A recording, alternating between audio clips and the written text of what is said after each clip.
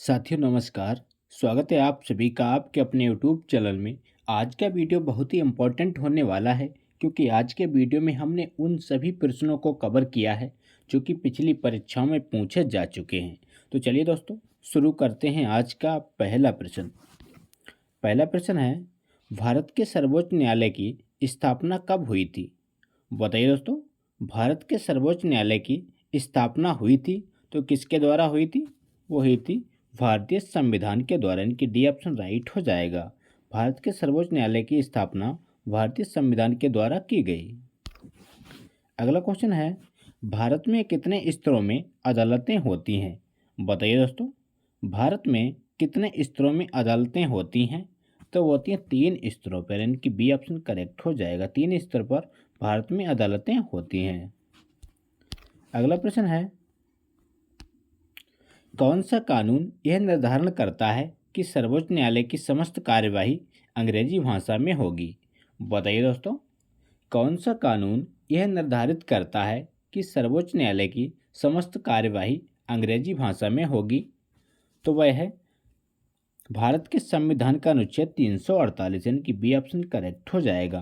भारत के संविधान के अनुच्छेद 348 के तहत सर्वोच्च न्यायालय की समस्त कार्यवाही अंग्रेजी भाषा में होगी। अगला क्वेश्चन है, निम्नलिखित में से किसके अंतर्गत भारत में सर्वप्रथम सर्वोच्च न्यायालय की स्थापना हुई? बताइए दोस्तों, किसके अंतर्गत भारत में सर्वप्रथम सर्वोच्च न्यायालय की स्थापना हुई? तो वही है रेगुलेटिंग एक्ट 1773, यानी कि रेगुलेटिंग अधिनियम 1773 के तहत सर्वप्रथम सर्वोच्च न्यायालय की स्थापना की गई। अगला प्रश्न है, भारत में उच्चतम न्यायालय का उद्घाटन किस तिथि में हुआ? बताइए दोस्तों, भारत में सुप्रीम कोर्ट का उद्घाटन किस तिथि को किया गया? तो वो किया गया था 28 जनवरी 1950 को। इनकी बी ऑप्शन करेक्ट हो जाएगा। 28 जनवरी 1950 को भारत में सुप्रीम कोर्ट का उद्घाटन किया गया।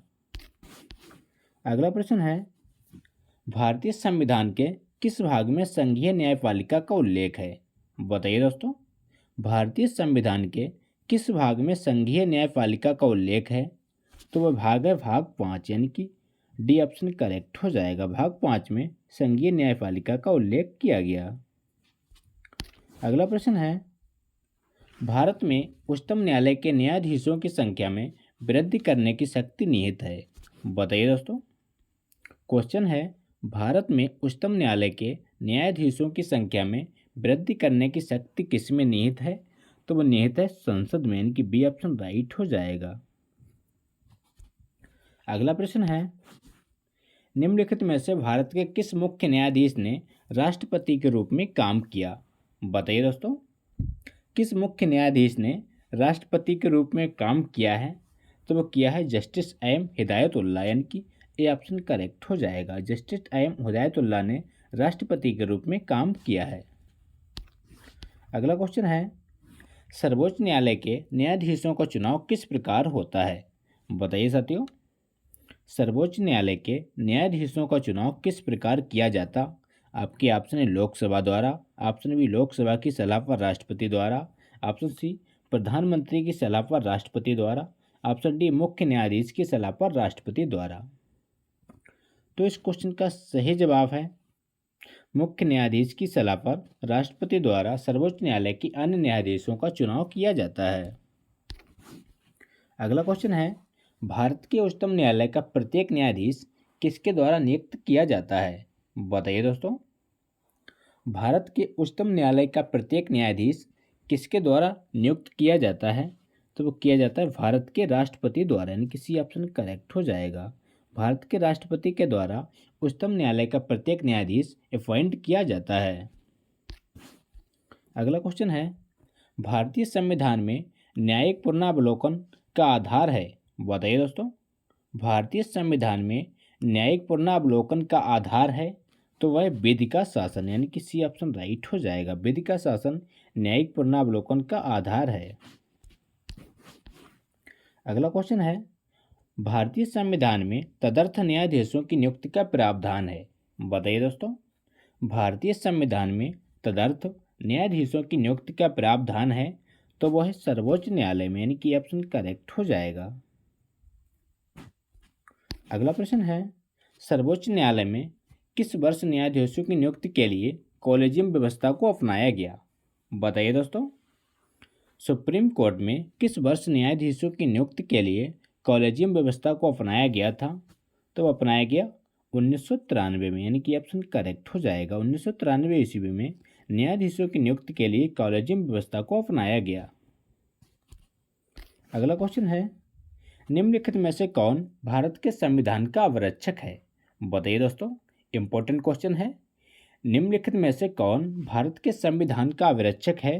तो वह है भारत का सुप्रीम कोर्ट, यानी कि डी ऑप्शन करेक्ट हो जाएगा। सुप्रीम कोर्ट भारत के संविधान का अवरक्षक है।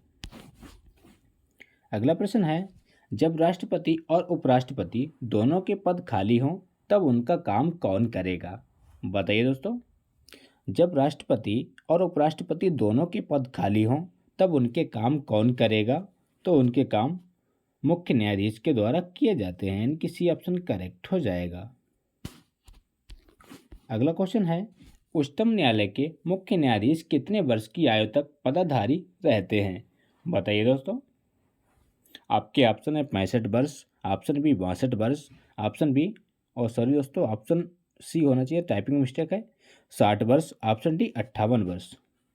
तो इस क्वेश्चन का सही जवाब है 65 वर्ष, यानी कि ऑप्शन करेक्ट हो जाएगा। अगला क्वेश्चन है, सर्वोच्च न्यायालय का न्यायाधीश अपने पद से त्याग पत्र किसको लिखकर दे सकता है? बताइए दोस्तों, सर्वोच्च न्यायालय का न्यायाधीश अपने पद से त्याग पत्र किसको लिखकर दे सकता है? तो वो दे सकते हैं राष्ट्रपति को, यानी कि बी ऑप्शन करेक्ट हो जाएगा। राष्ट्रपति को अपना त्याग पत्र सौंप सकते हैं। अगला प्रश्न है, भारतीय संविधान का अभिभावक तत्व निहित है? बताइए दोस्तों, भारतीय संविधान का अभिभावक तत्व किसमें निहित है? आपके ऑप्शन है राष्ट्रपति में, लोकसभा में, सर्वोच्च न्यायालय में या फिर मंत्रिमंडल में। तो इस क्वेश्चन का सही जवाब है सर्वोच्च न्यायालय में, यानी कि सी ऑप्शन राइट हो जाएगा। अगला प्रश्न है, सर्वोच्च न्यायालय के जजों का वेतन किससे आहरित होता है? बताइए दोस्तों, सर्वोच्च न्यायालय के जजों का वेतन किससे आहरित होता है? तो वो होता है संचित निधि से, यानी कि सी ऑप्शन राइट हो जाएगा। अगला क्वेश्चन है, उच्चतम न्यायालय के न्यायाधीशों का वेतन निर्धारण किया जाता है? बताइए दोस्तों, उच्चतम न्यायालय के न्यायाधीशों का वेतन कौन निर्धारित करता है? तो वो करता है संसद, यानी कि सी ऑप्शन राइट हो जाएगा। संसद के द्वारा सुप्रीम कोर्ट के न्यायाधीशों का वेतन निर्धारित किया जाता है। अगला क्वेश्चन है, जनहित याचिका की शुरुआत किसके द्वारा की गई? बताइए फ्रेंड्स, इंपॉर्टेंट क्वेश्चन है। जनहित याचिका की शुरुआत किसके द्वारा की गई? तो वो की गई है न्यायिक पहल द्वारा, यानी कि सी ऑप्शन राइट हो जाएगा। न्यायिक पहल द्वारा जनहित याचिका की शुरुआत की गई। अगला क्वेश्चन है, निम्नलिखित में से कौन भारत के संविधान का अभिरक्षक है? बताइए दोस्तों, रिपीटेड क्वेश्चन है, कौन भारत के संविधान का अभिरक्षक है? तो सभी को पता होगा इसका राइट आंसर, वो है सुप्रीम कोर्ट, यानी कि डी ऑप्शन राइट हो जाएगा। अगला क्वेश्चन है, जनहित याचिका PIL कहाँ पर प्रस्तुत की जाती है? बताइए दोस्तों, जनहित याचिका कहाँ पर प्रस्तुत की जा सकती है? तो वह है उच्च न्यायालय एवं सर्वोच्च न्यायालय दोनों में, यानी कि डी ऑप्शन राइट हो जाएगा। अगला प्रश्न है, लोकहितवाद की संकल्पना का उद्गम देश है? बताइए दोस्तों, लोकहितवाद यानी कि मुकदमे की संकल्पना का उद्गम देश कौन सा है? तो वह है USA, यानी कि सी ऑप्शन करेक्ट हो जाएगा। अगला प्रश्न है, भारतीय संविधान का संरक्षक किसे कहा गया है? बताइए दोस्तों, भारतीय संविधान का संरक्षक किसे कहा गया है? तो वो कहा गया है सुप्रीम कोर्ट को, यानी कि सी ऑप्शन राइट हो जाएगा। सर्वोच्च न्यायालय को भारतीय संविधान का संरक्षक माना जाता है। अगला क्वेश्चन है, भारतीय संविधान में न्यायिक पुनरावलोकन का आधार क्या है? बताइए दोस्तों, भारतीय संविधान में न्यायिक पुनरावलोकन का आधार क्या है? तो वह वेदिका शासन, यानी कि सी ऑप्शन राइट हो जाएगा। वेदिकीय शासन द्वारा न्यायिक पुनरावलोकन का आधार है। अगला क्वेश्चन है, उच्चतम न्यायालय से कानूनी मामलों पर किसको परामर्श लेने का अधिकार है?